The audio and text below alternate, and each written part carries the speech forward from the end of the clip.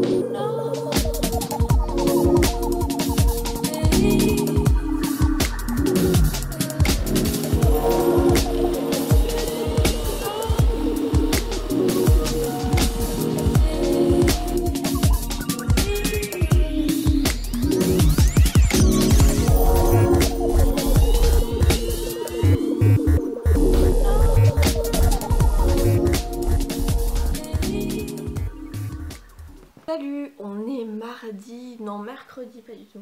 Donc 19, il est 10h26 et je vous parle avec la tête du matin, je viens de me réveiller. Programme d'aujourd'hui, plein de choses. Déjà vers midi je vais récupérer le chat d'un pote en fait qui était en fait l'ancien coloc de mon chéri. Et ce chat du coup, cette petite minette Aya, je l'adore puisque j'ai vécu aussi avec elle, vu que ils étaient coloc et que moi je venais souvent les voir. Et du coup comme il part rejoindre mon chéri donc chez des potes dans le Var, et ben je vais m'occuper du chat pendant le reste de la semaine. Donc elle va arriver vers midi, je suis trop contente, ça fait longtemps que je ne l'ai pas vue, elle est trop mignonne, vous la verrez. Donc voilà pour midi. Après je vais chez ma mère pour manger à midi, entre midi et 2 avec ma mère. Et ensuite on va aller cet après-midi avec ma tante et ma mère chez ma soeur qui vient d'acheter une maison, qui a déménagé là il y a quelques semaines. Et du coup on va aller l'aider pour voilà, l'aménagement, voir la maison, l'aider à mettre des rideaux, ce genre de choses. Donc je sais pas si je vais avoir le temps de beaucoup lire aujourd'hui, mais bon, on verra. Ah, je sais pas vous, mais moi je suis team café le matin. Ah, je peux pas survivre sans mon café. Vraiment. Bon, sinon niveau lecture, hier j'ai un petit peu lu, j'ai terminé donc La Formule de Dieu de Dos Santos. Ma foi, bon, c'était sympathique à lire, mais je m'attendais à une révélation finale de malade et ça n'a pas été le cas. C'était cohérent, mais voilà, ça m'a pas fait... Voilà. Et donc, bon, je vais pas vous en parler trop ici parce que je vous en reparlerai dans un bilan lecture. Mais je trouve que Dos Santos, il a vraiment ce truc où il met en situation deux personnages. Il les fait beaucoup parler entre eux, enfin voilà, il y a beaucoup de dialogues qui sont un peu des prétextes pour des leçons un peu ici de physique, de mathématiques, un peu de philosophie, de théologie. Mais c'est beaucoup ça, des dialogues un peu exposés en fait. Et des fois c'est un peu long et l'intrigue n'avance pas franchement vite. Et les seuls moments où on est vraiment dans l'action, et ben il y a des ellipses, il y a des facilités narratives. Et je trouve ça un peu dommage. Voilà, il n'y a pas vraiment un équilibre entre l'action et la réflexion, entre guillemets. Il y a beaucoup de blabla, de jargon scientifique, philosophique, mathématique, etc. Et j'ai l'impression que vraiment en général, il y a deux personnages. Il y a le personnage principal, ici Thomas, Norona qui est en fait cryptologue historien, qui lui capte rien en physique, en mathématiques, et du coup il va rencontrer au fil du livre différents personnages qui eux sont experts dans leur domaine et qui vont lui apprendre. Voilà, et du coup lors de ces conversations ça va être vraiment le prétexte pour nous faire un exposé scientifique et c'était un peu long, voilà, c'était un peu mal dosé entre voilà, l'action et les dialogues. Je trouve, personnellement, après c'est mes goûts, dans ce genre un petit peu thriller ésotérico scientifique, je préfère largement Dan Brown, même si Dan Brown a un peu de mal à se renouveler ces dernières années, je trouve. Mais bon, voilà, Dos Santos, j'ai testé, ça se lit quand même, mais c'est pas mon préféré dans ce genre-là. Ensuite, j'ai commencé Ma Louise de Édouard Moratpour, donc j'ai lu 25 pages, hein, donc j'ai commencé un petit peu. Je trouve la plume très très poétique, il y a un petit côté vraiment très sympa, mais j'ai peur que ça vire un peu à la branlette littéraire, vous voyez, ce côté un peu bobo parisien. Voilà, je sais pas, pour l'instant j'ai lu 25 pages, donc je peux pas trop en dire, mais voilà, ça va soit passer, soit casser. Soit je vais adorer la plume très poétique, soit je vais trouver que c'est too much. Je ne sais pas encore de quel camp je vais être, mais bon, on verra. Et dans les 25 premières pages, on va juste rencontrer Louise, qui est une jeune factrice, qui va distribuer du courrier, elle fait sa tournée, etc., dans son petit quartier de Paris. Et elle va 2 fois aller remettre une lettre recommandée au gynécologue Arnaud, qui est voilà, un gynécologue réputé, qui est marié, père de famille, enfin voilà, classique quoi. Et je sais pas, ils vont se plaire quoi. Enfin, c'est surtout lui qui va être intrigué par Louise. Et elle, elle va le trouver charmant. Et puis il y a tout un mystère autour aussi de ces fameuses lettres recommandées, qu'est-ce qu'elles contiennent, etc. C'est sympa. Après, je trouve que le métier de factrice est quand même un petit peu fantasmé. Un petit peu idéalisé.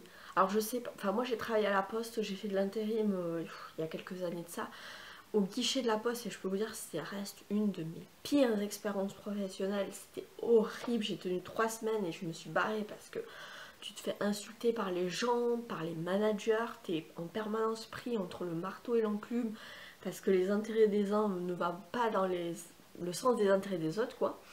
C'est vraiment horrible au guichet. Alors je sais pas pour ceux qui distribuent du courrier, qui font des tournées, si c'est vraiment horrible, mais je pense qu'il y a quand même des inconvénients. Il y a des avantages et des inconvénients dans tous les métiers. Mais là je trouve que c'est un petit peu fantasmé. Voilà, c'est ce côté un petit peu image d'Épinal de la factrice quoi. Donc bon, à voir ce que ça donne par la suite, mais pour l'instant j'en suis qu'au début. Donc voilà.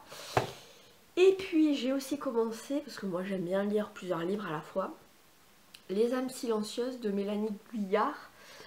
Donc je vous en ai parlé hier et franchement j'ai été surprise, agréablement surprise par ce bouquin parce que j'ai beaucoup ri, je ne m'attendais pas à rire autant dès les premières pages. Donc on va suivre Loïc qui est un homme de 35 ans qui vient de tout perdre dans sa vie, sa femme, son job, il est obligé de retourner vivre chez sa mère, c'est la loose, voilà, il vient de surprendre en fait sa femme en train de le tromper avec un de ses collègues dans le bureau et il a cassé la gueule à l'amant de sa femme et donc le tribunal l'oblige à aller faire des séances de psychothérapie, enfin chez un psy, contre son gré parce que lui il n'a pas du tout envie d'être là mais il est obligé.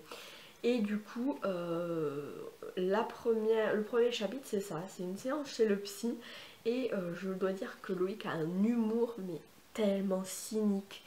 Moi j'adore l'humour noir, j'adore le sarcasme et franchement je m'attendais pas à rire autant. Et le pauvre psy essaye tant bien que mal de faire son métier avec Loïc qui met toute sa plus mauvaise foi pour lui répondre.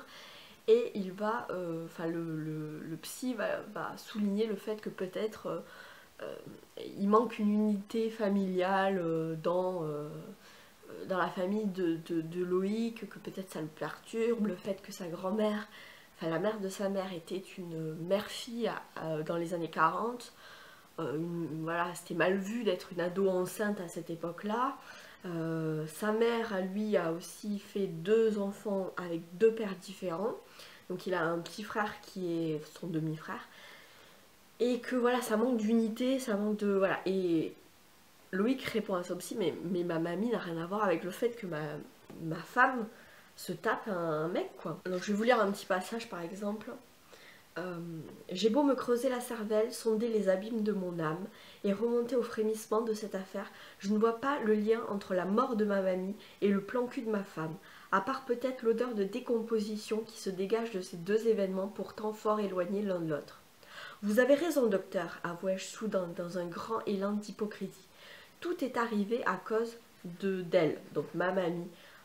Il doit y avoir les traces d'un Oedipe transgénérationnel refoulé qui explique pourquoi ma femme s'est envoyée en l'air avec mon collègue culturiste. Et après il dit, le psy répond, vous faites preuve de mauvais esprit. Et puis après il lui dit, entre votre grand-mère qui était mère-fille à une époque où, disons, c'était mal vu, et votre mère qui a fait 2 enfants avec 2 pères différents, et vous-même qui venez de briser votre couple. Oui, enfin, ma femme a donné un sérieux coup de rein pour régler la question. Hein. Pardon, un coup de main. Je voulais dire un coup de main, bien sûr. Enfin voilà, c'est très très drôle.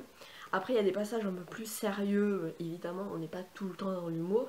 Mais je trouve qu'il y a quand même un côté un peu poétique, très littéraire dans la plume qui est assez joli. Donc à voir, voilà. Et puis ensuite il va rentrer donc chez sa mère qui va lui dire qu'elle a envie de vendre la maison de la grand-mère dans le Berry. Et comme Loïc a perdu son emploi et qu'il n'a rien à faire et qu'il étouffe à Paris dans ces lieux où il a plein de souvenirs avec sa femme, il va accepter d'aller trier les vieilles affaires de la grand-mère dans la maison familiale. Voilà, pour vendre les meubles, se débarrasser des vieilleries, pour pouvoir ensuite vendre la maison. Il va accepter d'y aller et de faire ça. Et donc j'en suis là. Donc j'ai lu 30 pages. Donc pour l'instant j'en suis vraiment au début.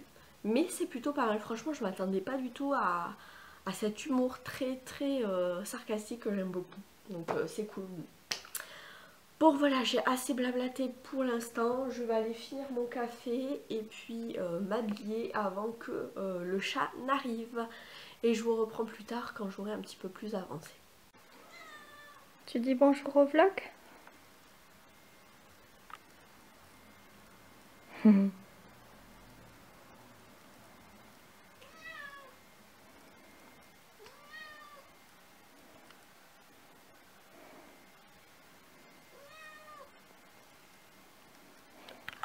Salut à tous, aujourd'hui on est jeudi et il est 10h39, jeudi 20 août, c'est ça. Donc je vous reprends aujourd'hui, j'ai pas beaucoup lu hier étant donné que je n'étais quasiment pas là de la journée puisque après avoir récupéré le chat que vous avez vu, je suis partie déjeuner chez ma mère, puis après on est allé chez ma soeur qui vient d'aménager dans une nouvelle maison. Donc on a aidé ma soeur pour les mesures des rideaux, pour nettoyer les vitres, etc. Il faisait une chaleur, mais 36 degrés, c'était pas possible. Mais bon, voilà, du coup après je suis rentrée chez moi, j'étais morte, je me suis douchée, j'ai préparé à manger et j'ai regardé une série et après je suis allée me coucher, donc rien de fifou en fait. Voilà, si j'ai terminé The Umbrella Academy, la saison 2 que j'ai beaucoup aimé. Je suis pas très fan des super-héros d'habitude, tout ce qui est Marvel, DC Comics, c'est pas trop ma tasse de thé. Mais Umbrella Academy c'est un peu différent parce que je trouve qu'on se concentre beaucoup plus sur les personnages, sur les liens qu'ils ont entre eux. Ils sont quand même, ils ont des faiblesses, malgré leur pouvoir en fait, ils ont des doutes, ils ont des problématiques personnelles et du coup ça les rend beaucoup plus humains que je trouve tout ce qui est Superman, Batman et compagnie. Et j'ai beaucoup aimé cette saison 2 et surtout le cliffhanger final. Ah, t'as trop envie d'avoir la saison 3 mais non, il va falloir attendre, c'est tellement frustrant mais tellement bien en même temps. Puis j'ai commencé une nouvelle saison enfin une nouvelle série, c'est pas une nouvelle série mais une nouvelle saison d'une série que je regarde, c'est The Rain, la saison 3 et j'ai regardé un épisode, ça tire en longueur. Franchement la saison 1 était bien, on est sur une série un peu dystopique où on va suivre deux ados, un frère et une sœur qui vont se retrouver enfermés dans un bunker parce que la pluie, l'eau de pluie en fait transmet un virus. Si tu es en contact avec l'eau de pluie, et ben tu deviens fou et tu meurs en fait. Et du coup ils vont vivre enfermés dans un bunker, mais il va falloir sortir au bout d'un moment. Donc j'avais beaucoup aimé la saison 1, la saison 2 un peu moins, et là la saison 3, enfin en tout cas le premier épisode, on voit que les acteurs jouent mal, enfin ça me déçoit de plus en plus et j'espère que ça sera la dernière saison parce que je regarde quand même mais ça me convainc pas des masses. Bref, voilà pour les séries. Sinon niveau lecture j'ai pas du tout lu hier donc je peux pas trop vous en dire. Là je suis devant mon ordi. Hop, comme vous allez le voir. Non, vous n'allez pas le voir. Voilà, je suis devant mon ordi. J'ai 2 chroniques à écrire pour mon blog et faire des posts Instagram. J'ai déjà fait les photos. Il me faut écrire les chroniques donc des Aventuriers de la Mer 3 et puis de la Formule de Dieu que j'ai terminé récemment. Et du coup ça va pas être une mince affaire parce qu'il fait déjà très chaud malgré qu'il soit que 10h43. Je vais mourir. J'ai un ventilo pas loin heureusement mais bon il faut que je fasse ça parce qu'à chaque fois je procrastine. Là au mois d'août il faut que j'écrive ces chroniques. Alors on y va.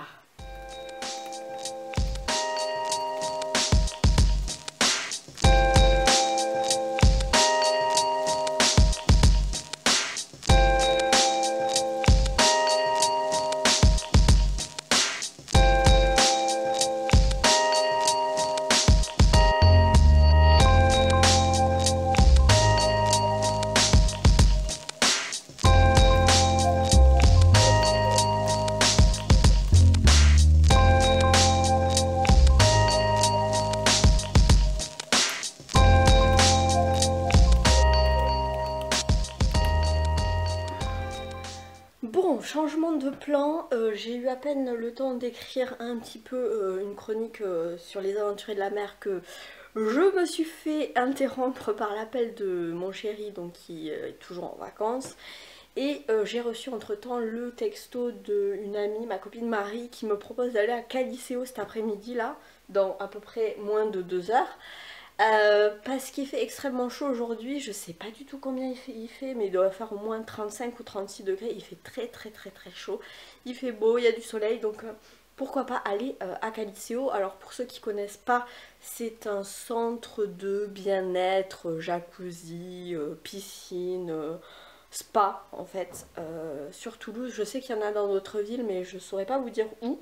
Et en fait du coup j'ai mis mon maillot pour pouvoir aller à Caliceo dans moins de 2 heures, donc il faut que je me dépêche de manger et ensuite j'y vais et je sais pas quand est-ce que j'aurai le temps de finir ces chroniques, mais en même temps je pouvais pas refuser quoi, parce que là franchement la piscine au soleil ça va faire du bien. Donc voilà, je vous tiendrai au courant de l'avancement de mes lectures, de mes chroniques, etc. Mais j'ai l'impression de procrastiner, mais c'est un peu le but des vacances aussi, de pas faire ce qu'on a l'habitude de faire d'habitude. Très redondant, disons. Enfin voilà, donc du coup, je ne sais pas quand est-ce que je vais avancer dans ces chroniques, mais d'ici la fin de la semaine, j'aimerais bien quoi. Voilà, donc je vous tiendrai au courant. Hey, salut! On est toujours jeudi, il est 17h34 et donc je suis partie comme je vous ai dit tout à l'heure à Caliceo avec ma copine Marie. Je vous tiens un bout de bras là, donc j'espère que ça va pas trop trembler. Et du coup je suis revenue il y a quelques temps, j'ai encore un peu les cheveux humides. Mais c'était sympa d'être au soleil, dans la piscine. Quand même là je suis rentrée, j'ai quand même eu le temps de rédiger mes chroniques. Donc j'ai fait ma chronique des Aventuriers de la Mer 3 de Robin Hobb. Donc c'est bon, j'ai fait le texte de l'article de blog et le texte de la photo Bookstagram. J'aurai plus qu'à la poster demain. Enfin j'ai programmé sur WordPress, puisque mon blog est sur WordPress. J'ai programmé du coup la publication et après Bookstagram je le fais manuellement, même si je pourrais le programmer, mais bon voilà. Après là je viens de terminer la rédaction de la Formule de Dieu, enfin l'article sur la Formule de Dieu. Du coup, je voulais vous montrer un petit peu ce que je fais pour optimiser, mettre en page mon article de blog. Je ne sais pas si ça peut vous intéresser. Mais voilà, je vais vous retourner et vous allez voir ça. Donc, j'espère que vous allez voir. Voilà donc du coup l'article, la chronique. Donc je mets souvent avis lecture quand je fais des avis lecture. Voilà, avec le titre et le nom de l'auteur. Ici, alors d'ailleurs j'ai pas mis hop, en H2, ici en H3, bon ça c'est des... Voilà, parce que le titre c'est le H1, ensuite vous pouvez mettre H2, H3, c'est des sous-titres. Et la note que je la mets, non pas en liste, je la mets en citation. Bon, c'est pour la mise en page, je fais comme ça. Voilà, ensuite j'ai la photo, donc que j'ai déjà retravaillée, que j'avais déjà prise et retravaillée sur mon téléphone. Et alors ce qui est très important lorsque vous mettez une photo sur WordPress, c'est surtout ici. Alors attendez, je vais zoomer. Bon, la mise au point c'est un peu compliqué, mais ici vous avez le texte alt, alternatif. Donc c'est très très important de le renseigner le plus possible avec des mots-clés sur lesquels vous voulez être référencé pour tout simplement être mieux référencé dans Google Images, puisque Google Images c'est le deuxième moteur de recherche après Google tout court. Donc voilà, pensez bien à renseigner ce champ-là, c'est très très important. Ensuite, hop, en dessous de la photo, je mets le crédit photo, parce que voilà, c'est quand même important. Ensuite, je fais une petite introduction. Alors, hop, vous n'allez pas le voir. Je vais dézoomer. Petit peu compliqué. Donc ensuite l'article se structure de cette manière. Vous avez une petite introduction ici où je mets en contexte un petit peu pourquoi j'ai lu le livre, est-ce que j'ai lu d'autres livres de cet auteur, etc. Ensuite je mets un titre H2, donc le pitch, le résumé, où là je fais un bref résumé. Alors je fais pas du tout du copier-coller de la 4e de couve, là je fais mon résumé à ma sauce. Je préfère parce que au moins ça évite de dupliquer du contenu, et ça Google il aime pas trop quand on duplique du contenu, donc c'est quand même mieux de l'écrire soi-même. Ensuite je mets encore un titre ici avec mon avis. Donc là je mets mon avis. Alors comme vous pouvez le voir, il y a des mots ou en tout cas des passages de phrases qui sont en gras. C'est parce que voilà, en général quand on lit un article de blog sur internet, on ne lit pas tout. Enfin, ça arrive, mais voilà, en général, les internautes aiment bien scanner un petit peu la page et du coup, avoir des mots-clés ou des idées importantes en gras, ça permet de lire plus vite et voilà, ça aère un petit peu le texte. Donc ça, c'est bien aussi de faire des sauts de lignes, des paragraphes, etc. Ensuite, ici, vous avez une partie où je mets un petit peu le résumé. Le titre, l'auteur, la maison d'édition, le nombre de pages, le prix, et je mets un lien affilié pour l'acheter en ligne sur le site de Cultura, puisque je suis partenaire affilié depuis janvier. Donc c'est pour ça que vous retrouvez aussi des liens d'affiliation sous mes vidéos depuis le mois de janvier. Donc je vous mettrai aussi en barre d'infos, j'ai fait un article sur le blog où je parle de l'affiliation, de pourquoi, comment, enfin tout ce qu'il y a à savoir en toute transparence. Donc si jamais vous pouvez aller voir en barre d'infos pour aller lire le pourquoi du comment de l'affiliation. Je sais qu'il y a quelqu'un d'entre vous qui est passé récemment et qui a fait une commande sur cultura.com et du coup j'ai reçu une petite commission, donc c'était très gentil. Je ne sais pas qui c'est mais merci beaucoup, et du coup ça aide à soutenir mon travail sur la chaîne, le blog et sur Instagram. Voilà, c'est pas grand chose, je touche pas une grosse commission, c'est de l'ordre de 5% à peu près, donc c'est pas énorme. Mais c'est toujours ça de prix. Et ensuite ici je mets une partie à lire aussi, où là je mets d'autres chroniques que j'ai écrites sur le même auteur. Donc là il y en a qu'un. Donc voilà pour tout ce qui est structuration de l'article de blog. N'hésitez pas aussi à mettre des mots-clés, notamment le nom de l'auteur, le titre, par exemple le style. Ici c'est du thriller ésotérique. Voilà, mettre des mots-clés comme livre, lecture, roman, etc. Ça aide toujours pour le référencement. Voilà, maintenant j'ai plus qu'à le programmer pour la semaine prochaine.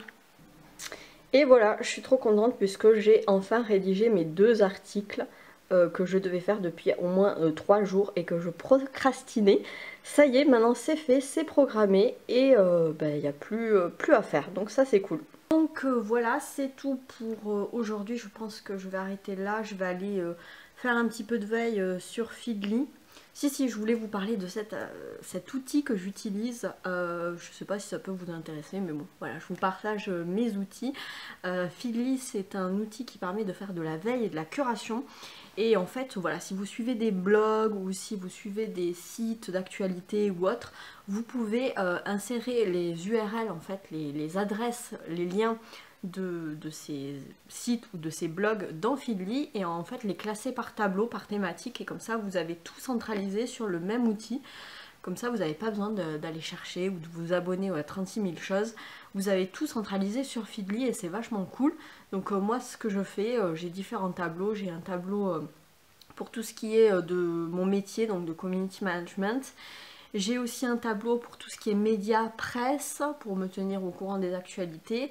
J'ai un tableau pour tout ce qui est blogueur et aussi un tableau pour tout ce qui est livres, notamment des sites comme Livre Hebdo, actualité, ce genre de choses. Donc voilà, n'hésitez pas à aller voir si vous voulez faire un peu de veille et de centraliser en fait tous ces articles sous un même outil. Donc voilà, Feedly c'est plutôt pas mal et en plus c'est gratuit, donc voilà, donc je vais faire ça, je vais aller lire un petit peu des articles pour faire ma veille. Et puis après, je pense, je suis pas sûre de lire aujourd'hui, je pense que je vais me caler, faire à manger. Et puis regarder The Rain, même si je suis pas très convaincue. Mais bon, je vais quand même continuer. Et je vous reprendrai demain.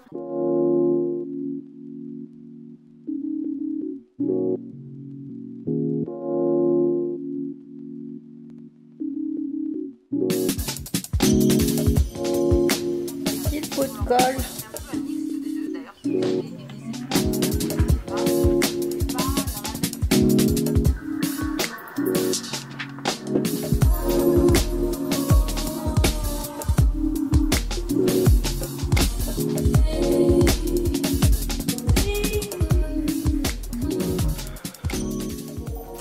Salut, on est vendredi 21 août, il est 11h28 et je vous retrouve aujourd'hui un petit peu vénère entre guillemets. J'avais envie de vous parler de ce sujet-là, qui est un peu mon cheval de bataille entre guillemets. Vous le savez peut-être ou pas, je suis quand même assez passionnée par tout ce qui concerne le marketing d'influence. Donc c'est ouais, les influenceurs, les marques, les partenariats, comment ça fonctionne, etc. Donc des deux côtés de la barrière, j'aime bien m'intéresser à ces questions-là. Et parce qu'il y a des bonnes pratiques et il y a des mauvaises pratiques. Et il y a des trucs qui m'énervent. Par exemple, le fait qu'on profite, que certaines marques profitent en fait des gens qui ont une petite communauté, qui sont pas des gros influenceurs, ce qu'on appelle des nano-influenceurs, c'est-à-dire des très petites communautés entre 500 et 1000 abonnés, et qui en fait les exploitent un petit peu. Et du coup, là je me suis... en fait, il y a quelques semaines, j'ai reçu un mail de la part de Besson Chaussures, donc c'est une marque, une enseigne où il y a plusieurs marques de chaussures et je suis cliente depuis longtemps puisque ma mère elle-même est cliente, mes sœurs, etc. Et voilà, des fois on trouve des chaussures assez sympathiques. Et là, ils lançaient donc dans leur... moi, je faisais partie de leur fichier mail client. Et ils m'ont envoyé un mail, avec plusieurs personnes aussi. Ils ont envoyé un mail, il y a quelques temps, qui proposait de devenir ambassadrice pour la marque Besson Chaussures. Et je me suis dit, pourquoi pas ? Pourquoi pas, même si c'est éloigné de ma ligne éditoriale qui est autour du livre, de temps en temps, sur mon blog notamment, ou sur Instagram, j'aime bien faire des posts un peu plus lifestyle, entre guillemets. Donc je me suis dit, pourquoi pas tenter l'aventure. Donc j'ai fait ma petite vidéo de présentation pour faire connaissance avec eux, voir si mon profil pouvait les intéresser. J'ai été sélectionnée, donc très bien. Donc après, j'ai reçu un mail pour sélectionner en fait parmi un catalogue, 3 paires de chaussures qui pourraient me plaire, et avec un top 3 pour ensuite qu'ils m'envoient celles qui voudront, parmi ce top 3. Sauf que là, je reçois un mail en me disant voilà, votre père va arriver dans quelques jours, voici le brief pour la vidéo, parce qu'il faut faire une vidéo qui doit être postée sur leur plateforme de test en fait. Ce brief vidéo, qui était un PDF de je sais pas combien de pages, au moins une dizaine de pages, qui te dit exactement ce que tu dois faire. Donc tu n'es pas rémunéré, hein, rappelons-le, tu reçois juste des chaussures gratuitement et en plus on t'impose de faire, alors il faut faire une présentation face cam de la chaussure, ensuite il faut faire au moins 2 voire 3 looks filmés de la tête aux pieds, de préférence en extérieur, faut que ça dure au moins 20 secondes par clip, ensuite il faut donner son avis, alors avis positif en disant les avantages, les bénéfices de la chaussure. Et il faut que la vidéo dure tant de temps. Enfin voilà. Et puis il faut la livrer sous, allez, je sais pas, genre une semaine, 10 jours après réception. Et puis ensuite, il faut leur envoyer sur leur plateforme de test, enfin leur site là. Et après, ils nous envoient un lien de validation qu'on pourra ensuite nous partager sur nos propres réseaux sociaux. Alors je comprends de notre côté parce que n'importe qui peut être ambassadeur, ambassadrice. Et il y a des gens qui n'ont pas forcément la culture du marketing d'influence, qui n'ont pas peut-être pas les compétences techniques en vidéo ou en prise de vue, etc. Et du coup c'est bien aussi d'avoir un espèce de chemin de fer, un truc qui drive un petit peu, qui dit par où commencer, comment faire, etc. Mais ça donne quelque chose, un exercice assez académique et assez uniformisant, puisqu'en fait j'ai reçu un mail, j'ai reçu un lien dans le mail pour me montrer quelques exemples de vidéos qui ont déjà été réalisées par d'autres personnes et c'était toujours la même chose. Et moi ça me va pas parce que du coup tu mets pas ta valeur ajoutée, tu mets pas ta personnalité, ta tonalité, ta manière de faire, tes compétences, tout est très uniformisé et moi ça m'intéresse pas de travailler comme ça, surtout quand on n'est pas rémunéré, il s'agit juste d'une dotation, donc déjà tu reçois un produit pour en parler. Et ce que tu fournis comme travail derrière, que ce soit en vidéo, en prise de vue, en tournage, en montage, ou en photo si tu fais un post Instagram, ou en rédaction si tu fais un article de blog et tout, bon là c'est pas imposé mais voilà, et ben tout ce travail de communication ça demande du temps, ça demande des compétences, c'est un travail quoi. Donc déjà que t'es pas rémunéré, n'impose pas des contraintes, vraiment. N'impose pas des contraintes comme ça. Moi, j'ai pas envie en fait de faire une vidéo qui ressemble à 36 000 autres, quoi. J'ai envie de faire quelque chose qui soit cohérent avec ma ligne éditoriale, avec ma personnalité, avec ma manière de faire et de surtout pouvoir aussi donner mon avis sincère et honnête en toute transparence, que ce soit positif ou négatif. Là, j'avais l'impression que le négatif n'était pas le bienvenu, tu vois. Donc ça me dérange beaucoup. Donc j'ai envoyé un petit mail de réponse à la fameuse attachée de presse, à celle qui s'occupe de tout ça, en disant voilà, moi est-ce que le brief, il faut le suivre à la lettre ou est-ce que c'est à titre indicatif? Parce que lorsque je reçois des dotations pour parler de produits et que je ne suis pas rémunérée, je préfère le faire à ma manière, en donnant mon avis sincère et honnête, positif comme négatif. Et voilà ce que je vous propose de faire ci, ça, un post Instagram, un article de blog, voilà, à ma manière. Est-ce que ça peut vous convenir? Parce que franchement l'idée des looks là, moi je suis pas à l'aise avec ça. Donc, ben écoutez, je vous tiendrai au courant pour savoir ce qu'elle va me répondre. Il y a de fortes chances qu'elle me dise non, c'est pas notre façon de faire. Auquel cas je dirais ben tant pis. Voilà, moi je n'ai pas envie de travailler dans ces conditions-là, ce n'est pas ma façon de faire et j'ai pas envie, voilà, pour une paire de chaussures, franchement, voilà. Et c'est pareil pour les livres, voilà, les livres, après c'est vrai que la rémunération, c'est un sujet un petit peu brûlant dans le marketing d'influence. Les influenceurs, enfin les gros, ou les influenceurs un petit peu avec une certaine communauté dans le lifestyle notamment sont quasiment tout le temps rémunérés.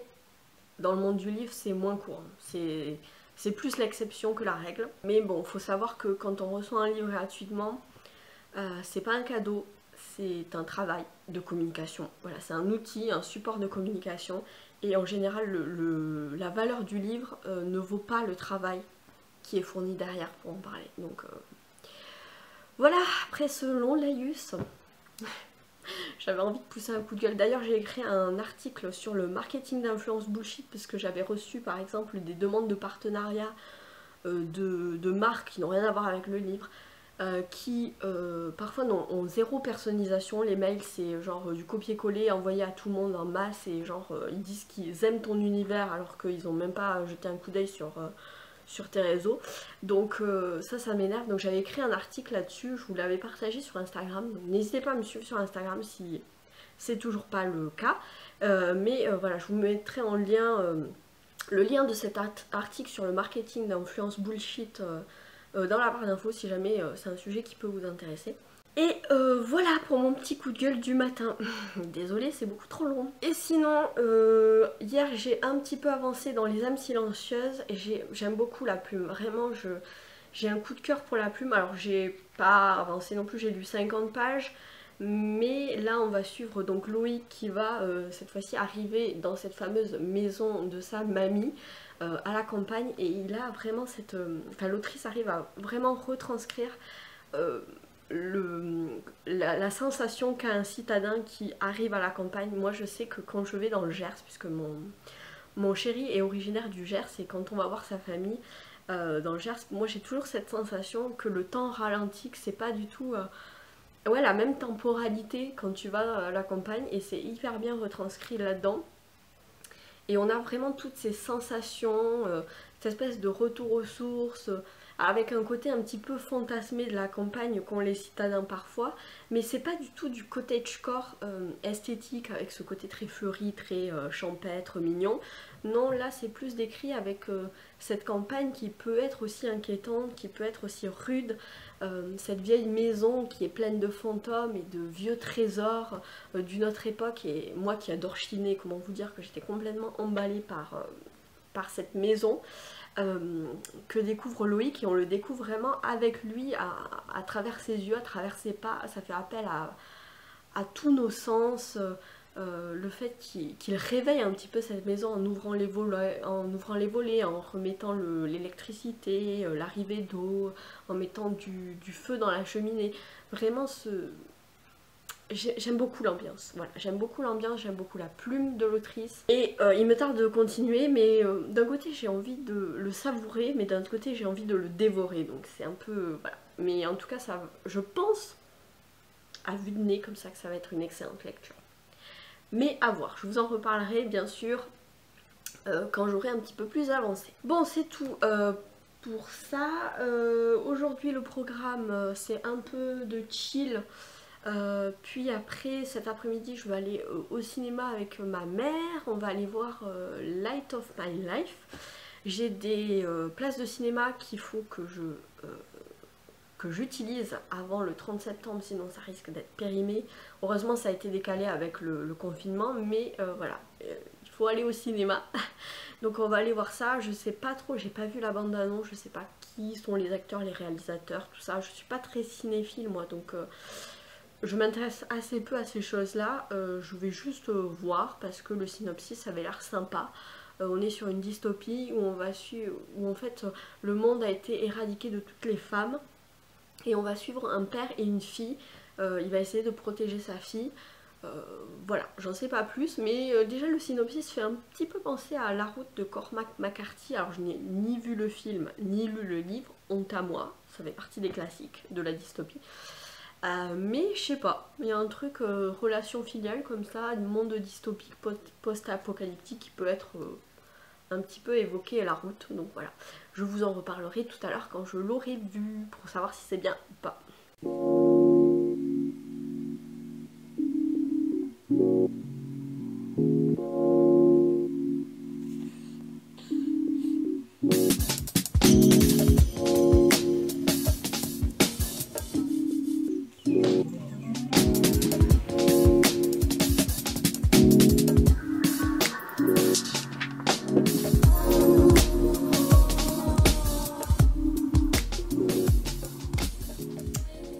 Hey, salut, on est samedi, il est midi 41 et je vous reprends. Alors je vous ai pas repris hier parce que je suis rentrée assez tard puisque Voilà, comme je vous l'ai dit, je suis allée au cinéma avec ma maman et ensuite je suis restée manger avec mes parents et ma soeur.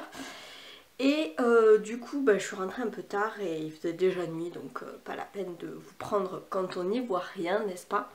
Donc je reviens un petit peu sur le film que je suis allée voir hier au cinéma, donc Light of My Life. Qui est une dystopie où en fait toutes les femmes ont, enfin pratiquement toutes les femmes ont disparu suite à une peste féminine et on va suivre un père et sa fille qui a 11 ans qui tentent de survivre en mode vraiment survie extrême dans la forêt, etc. Ils font que bouger d'endroit pour... Voilà, vu que elle est une des seules filles qui restent. Toutes les autres femmes apparemment sont enfermées dans des bunkers, sont hyper bien gardées et tout parce que c'est un bien précieux. Et donc il va faire passer sa fille Rag pour un petit garçon en lui coupant les cheveux, en l'habillant comme un garçon. Sauf que là elle a 11 ans, alors elle a vécu toute sa vie comme ça puisqu'en fait... cette peste a eu lieu il y a une dizaine d'années et quand elle était bébé, elle a jamais connu sa mère, elle vit avec uniquement son père, dans des conditions difficiles quand même, puisqu'ils sont obligés de bouger tout le temps dans la forêt, en mode survie, avec des points de ralliement, ils sont toujours en état d'alerte, parce qu'on sait pas les autres hommes qui peuvent avoir des mauvaises intentions, donc du coup voilà. Et on va les suivre en fait. Alors c'est un roman plus d'ambiance, plus psychologique, où on va voir le lien entre le père et la fille qui a 11 ans et qui est au début presque de... qui est juste avant la puberté et du coup elle a plein d'interrogations sur sa mère, sur le fait qu'elle a envie aussi de se détacher un peu de son père, de rencontrer d'autres êtres humains, qu'elle se questionne aussi sur des sujets... comme les vêtements, la beauté physique des femmes, etc. Puisqu'elle lit beaucoup aussi des livres qu'elle emprunte à la bibliothèque ou des magazines féminins, enfin d'adolescentes qu'elle emprunte à la bibliothèque. Et donc voilà, c'est plus un roman qui a quand même une temporalité assez lente. Peut-être parfois un peu de longueur, mais c'était très beau, très poétique. Avec des sublimes paysages de forêt, c'était vraiment très très beau visuellement. En plus, oui, ça fait un peu penser aussi à La Servante écarlate avec ce côté des femmes. Alors là, les femmes ont disparu alors que dans La Servante écarlate, c'est un problème de fertilité. Et d'ailleurs, l'actrice qui joue dans La Servante écarlate joue également la mère de cette petite Rag qu'on voit. Il y a des petits flashbacks de l'époque où elle était en vie, où elle a contracté cette maladie, etc. C'était vraiment très beau, très touchant, surtout la relation entre le père et la fille qui grandit en fait et qui se pose plein de questions et lui il essaye aussi de tout lui apprendre de la vie voilà, il y a un passage assez marrant où il va essayer de lui expliquer d'un air un peu gêné les règles qui vont bientôt lui arriver. Il lui dit aussi de pas trop se préoccuper de son apparence, que ce qu'elle lit dans ses magazines féminins c'est du bullshit, etc. C'est assez mignon. Par contre, il y a un petit passage qui m'a un peu gênée, c'est à un moment donné, elle essaye. Alors, il rentre dans une maison abandonnée où il y a des vêtements de filles qui lui vont bien en fait. Alors, elle va essayer voilà, de s'habiller avec toutes ces robes, ces jupes, ces hauts à paillettes, etc. Et quand il va la voir comme ça, il va lui dire enlève-moi ça, il faut que je te montre, faut qu'on s'en aille, etc. Et elle va garder la veste en jean avec des strass sur les épaules. Et quand il va voir ça, il va s'énerver contre elle en lui disant mais non. Et elle lui dit mais c'est juste une veste. Il va lui dire non, c'est pas juste une veste, il y a des strass, il y a des putains de brillants sur les épaules de ta veste, donc ça va pas. Et ça m'a un peu dérangée dans le sens où en fait il lui a transmis ce côté très genré à cette petite fille qui elle n'y connaît rien à la base puisqu'elle a grandi dans un monde d'hommes et du coup voilà, ça me dérange qu'en 2020 on pense encore que les paillettes et les strass c'est pour les filles, que le rose c'est pour les filles et le bleu c'est pour les garçons. Voilà, mais bon, je sais qu'il y a encore des gens qui pensent ça en 2020, donc bon, voilà, c'est dommage, mais c'est comme ça. Sinon c'était vraiment un super film que je vous recommande si jamais vous cherchez à aller au cinéma et que vous savez pas quoi regarder. Et bah allez-y parce que vraiment il est vraiment chouette. Sinon j'ai terminé la saison 2 de The Rain hier soir et ma foi c'est... Non, la saison 3, pardon. La saison 3, c'était une catastrophe intersidérale. Je suis quand même assez bon public d'habitude et j'aime pas dire du mal comme ça, mais vraiment cette saison 3, c'était du grand n'importe quoi au niveau de l'intrigue. Les personnages, enfin les acteurs jouaient extrêmement mal. Alors je sais pas si ils jouaient aussi mal avant, mais dans la saison 1 j'avais beaucoup aimé. En fait peut-être j'étais happée par l'intrigue qui était vraiment chouette dans la saison 1. La saison 2 était un peu plus bof, et alors la saison 3, quelle catastrophe. Heureusement que ça se termine et que c'est la fin, parce que vraiment... Ah, bon, voilà. Sinon, j'ai un peu avancé dans Les âmes silencieuses, que j'aime beaucoup. Il y a une alternance de chapitres entre 1942-43, où on va suivre donc la grand-mère Héloïse, à l'époque où elle était jeune fille. Et en 2012 où on va suivre Loïc, donc son petit-fils, qui va essayer comment dire, faire le tri dans les affaires de sa grand-mère dans cette maison de campagne. Et personnellement, je préfère les passages en 2012 qu'en 1942-43, mais bon, c'est tout personnel. Mais franchement, ça se lit super bien et c'est trop bien. Et puis j'ai avancé un petit peu dans Ma Louise de Édouard Montratpour et je sais pas, je trouve que ça va vite la relation entre Louise et Arnaud. Elle va l'inviter en fait à aller boire un café et il va arriver à ce café sans trop se poser de questions, j'ai l'impression, alors qu'il est marié, il est père de famille, il est ultra catholique croyant, etc. Donc la fidélité, voilà. Mais il va quand même y aller et elle va lui faire une déclaration d'amour à cœur ouvert comme ça alors qu'elle le connaît pas et je trouve que c'est un petit peu précipité. Mais bon, après il y a énormément de références à la vie parisienne. Ouais, ce côté un peu bobo. Moi j'ai un peu de mal parce que c'est pas du tout. Et le chat qui est en train de retourner la litière, c'est glamour, hein, voilà. Je sais pas, j'ai peut-être pas les références. Donc je sais pas. Bon, j'en suis qu'au début, hein, donc je vais pas trop m'avancer, mais à voir ce que ça donne. Je vous reprends plus tard. Aujourd'hui, c'est journée chill, de toute façon, il n'y aura pas grand chose à dire. Donc voilà.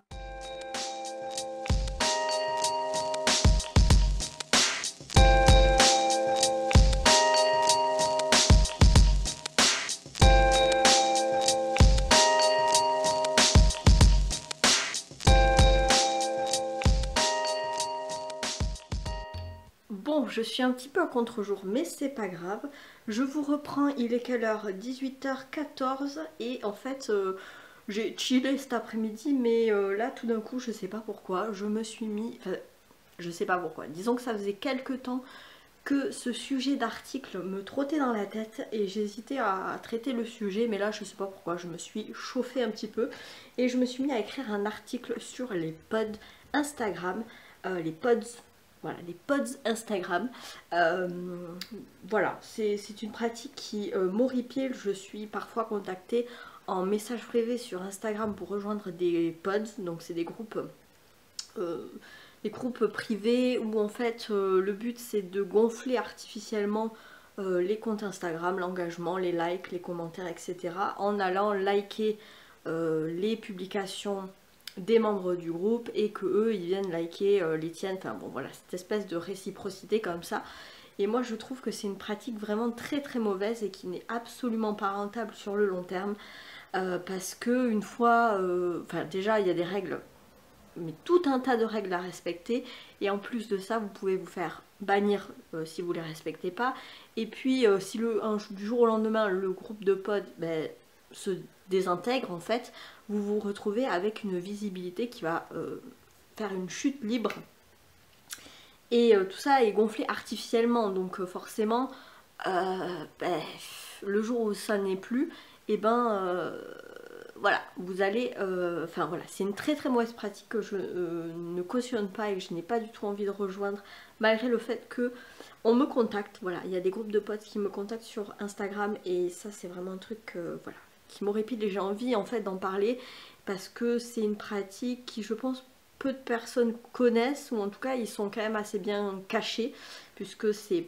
pas très bien pour la réputation la réputation de reconnaître en fait que l'on triche entre guillemets avec l'algorithme Instagram. Et donc c'est un peu comme des sociétés secrètes entre guillemets. Mais voilà, donc je me suis chauffée pour écrire cet article de blog, donc je suis en train de l'écrire, je vais le relire, le mettre en page, je sais pas, je le publierai, je pense qu'au moment où vous verrez cette vidéo, il sera déjà publié, donc je vous le mettrai en barre d'infos si jamais vous voulez aller le lire. Mais voilà, des fois comme ça j'ai des sujets qui me viennent, parce que comme vous le savez, c'est aussi un peu mon métier puisque je travaille, je suis social media manager, donc je travaille dans tout ce qui est communication et marketing digital. Du coup ça, ce sont des sujets qui me touchent en tant que blogueuse, youtubeuse, bookstagrammeuse, voilà, littéraire, mais aussi d'un point de vue professionnel. Donc voilà. Tout ça pour ça, c'était tout. Voilà, je vais continuer mon article et je vous reprends plus tard. Bon voilà, il est 19h25, j'ai terminé mon article sur les pods. Voilà, il ressemble un petit peu à ça. Vous pouvez le retrouver en barre d'infos si jamais vous voulez aller le lire. Voilà, sur ce, je vais aller faire à manger, nourrir le chat parce qu'elle commence à s'impatienter. Et je vous retrouve peut-être demain. Hey, salut, on est dimanche, il est exactement, attendez que je regarde à ma montre, 18h. Je vous reprends seulement maintenant parce que ce matin j'ai fait rien d'intéressant à part le ménage. Et puis j'ai bouquiné un petit peu, donc je suis à peu près à la moitié des âmes silencieuses que j'aime beaucoup. Vraiment l'ambiance, la plume. Les secrets de famille, cette alternance passé-présent avec sur fond de Seconde Guerre mondiale, je pensais pas que j'allais aimer autant, mais vraiment, c'est vraiment cool. Et ma Louise, que j'ai un petit peu avancé aussi, mais je trouve que la relation entre les deux là, elle est très très précipitée, et ils ont le peu de dialogue qu'il y a en fait entre eux, je trouve que c'est trop littéraire en fait, et que c'est pas du tout réaliste par rapport à ce que diraient des gens dans la vraie vie. Donc bon, je ne sais pas, j'en suis vraiment qu'au début, donc peut-être ça peut évoluer mon avis, mais je pense pas vous retrouver d'ici que j'ai fini, puisque je vais clôturer le vlog ici je pense. Sinon, ce soir, je suis invitée chez ma soeur et mon beau-frère pour manger, et du coup c'est pour ça que je me suis douchée, donc j'ai les cheveux encore mouillés. Donc je vais pas tarder à partir d'ici une petite demi-heure je pense. Parce que je vais y aller à pied, on s'en fout. On s'en fout. Vous vous en foutez, pas vrai? C'est quoi ces cheveux mouillés là? Bref. Et qu'est-ce que je voulais dire d'autre? Il y a le chat qui me regarde, genre trop bizarre, mais qu'est-ce qu'elle fait? Donc oui, hier soir j'ai regardé les 3 premiers épisodes de la dernière saison, la saison 3 et dernière de tous les temps de Dark, une série Netflix, une série allemande je crois, qui est très brainfuck, hein. Vraiment c'est une série what the fuck sur fond de voyage dans le temps, trou de noir ou trou de verre, je sais jamais lequel des deux c'est. Voilà, alternance passé-présent où les personnages vont d'une époque à l'autre. Enfin, c'est très très dur à suivre. Faut vraiment s'accrocher à ses neurones pour suivre cette série, mais j'aime beaucoup. L'ambiance qui est vraiment très sombre, un petit peu glauque, un petit peu pesante comme ça. Et voilà, donc je suis contente quand même que c'est pas une série qui dure sur 150 000 saisons. Donc 3 saisons c'est bien. Et j'attends de voir comment ils vont réussir à se dépatouiller de tout ce mystère qui ont mis en place au fil des saisons et donner une explication crédible en fait, parce que j'ai peur que ça fasse comme la fin de Lost, si vous vous rappelez cette série. Voilà, la fin de Lost c'était une catastrophe, on est d'accord. Bref. Ah, et aussi ce matin je me suis dit que ça serait pas mal de faire un petit planning, puisque là on arrive au mois de septembre. Et le mois de septembre, ça annonce les derniers mois de l'année, hein, jusqu'en décembre. Et je me suis dit que ça serait pas mal de faire un petit planning de vidéos parce qu'il y a des vidéos qui reviennent souvent en fin d'année, notamment tout ce qui est pile à lire, Cold Winter Challenge, Pumpkin Autumn Challenge, des bilans voilà, de l'année, bien sûr les bilans de lecture tous les mois, etc. Du coup je me suis fait un petit planning sur tous les samedis qui restent jusqu'à la fin de l'année, puisque je vous publie.